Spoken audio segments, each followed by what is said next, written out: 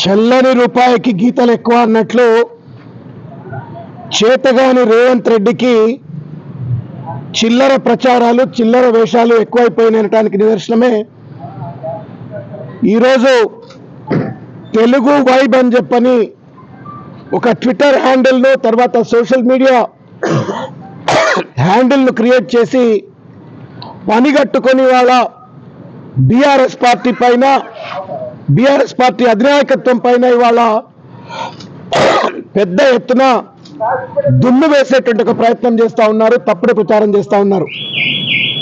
నిన్న తెలుగు వైబ్ పేరు మీద ట్విట్టర్ హ్యాండిల్లో హరీష్ రావు గారు, కేసీఆర్ గారు ఇద్దరు కూడా గొడవ పడుతున్నట్టుగా ఒక మాఫ్ట్ ఇమేజ్ ను క్రియేట్ చేసి దాంతో పాటు హరీష్ రావు గారు కేసీఆర్ గారి పైన బాధను వ్యక్తీకరిస్తూ తనను అణచివేస్తున్నారు అంటూ తన బాధను వ్యక్తీకరిస్తున్నారు అని చెప్పని తెలుగు వైపులో పెట్టడం అయింది.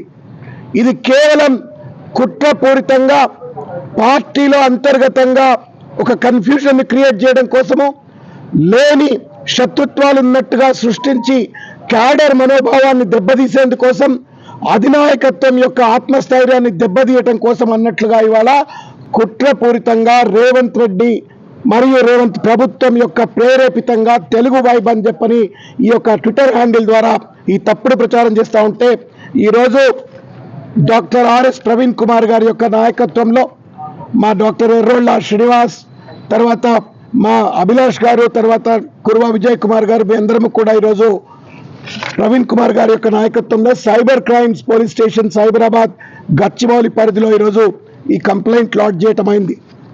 సైబర్ క్రైమ్స్ డిపార్ట్మెంట్ వాళ్ళు తగు చర్యలు చేపడతాము, నిందితులను శిక్షిస్తామని చెప్పని కూడా చెప్పడమైంది.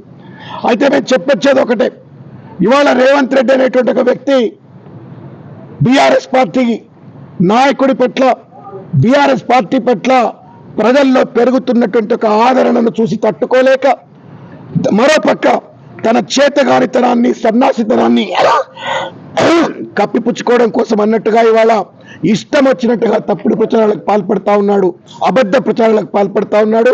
వీటిని మేము తీవ్రంగా ఖండిస్తా ఉన్నాం. ఇవాళ అందుకోసం అని చెప్పని ఈరోజు ఇక్కడ ఈ రిప్రజెంటేషన్ ఇవ్వటమైంది. పోలీసులు వెంటనే చర్యలు తీసుకోవాలని చెప్పని విజ్ఞప్తి చేస్తా ఉన్నాం.